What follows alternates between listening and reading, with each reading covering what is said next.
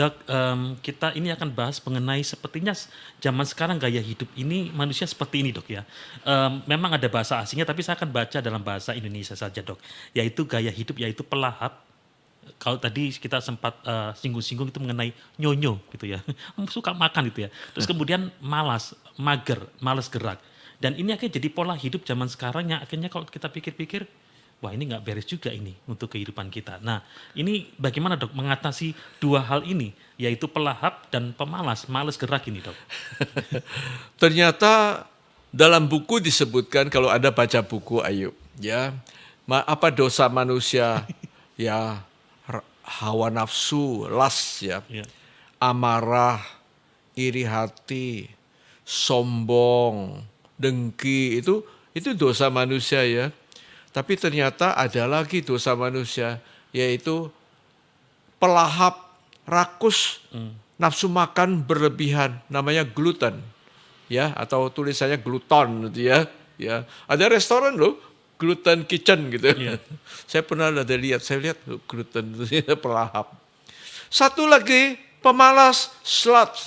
Ya, orang yang suka malas, mager, itu ternyata mendatangkan bencana. Dua hal ini, saya katakan ini ada pada zaman sekarang orang yang pekerjaan mager atau pekerjaan kantoran. Orang sekarang tidak ada yang banting tulang. Tidak ada yang pekerja kasar. Meskipun kerjanya banyak, tapi kebanyakan bisa kita lakukan dengan misalnya dibantu dengan online, daring segala. Dan akhirnya semua selesaikan. Nanti ada yang ngatur lagi. Akhirnya makan berlebihan, gerak badan berkurang. Dan akhirnya terjadi obesitas, terjadi insulin resisten, terjadi gangguan pada gula naik, kolesterol naik, trigliserid naik, asam urat naik. Ujung-ujungnya hipertensi keluar, nanti kena jantung, kena stroke, gagal ginjal, dan segala penyakit.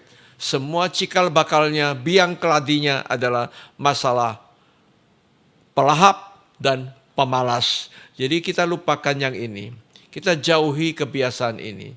Kita menjadi orang yang berhikmat. Ya, kalau kita mau melahap makanan, pagi itu loh banyak pekerjaan lahap. Tapi lahap selalu cari yang sayur nomor 1. Fiber first.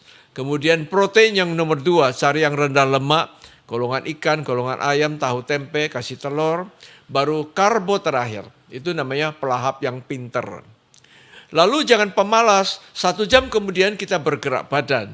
Jadi kita menjadi malas-malas boleh, tapi 1 jam kemudian bangkit berdiri. Dan kita berjalan 30 menit atau 20 menit atau 10 menit. Tapi kita lakukan rutin, 1 jam habis makan. Ngemil pun jangan jadi pelahap. Lalu kita cari potong-potongan buah. Sehingga kita tidak cari makanan junk food, ya segala macam olahan yang banyak cepat saji, itu semua tidak baik. Apalagi minuman soda.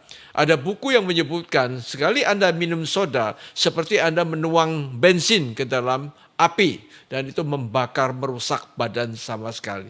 Rusak semua. Jadi jangan coba-coba lagi minum seperti itu, jauhi kebiasaan yang buruk itu.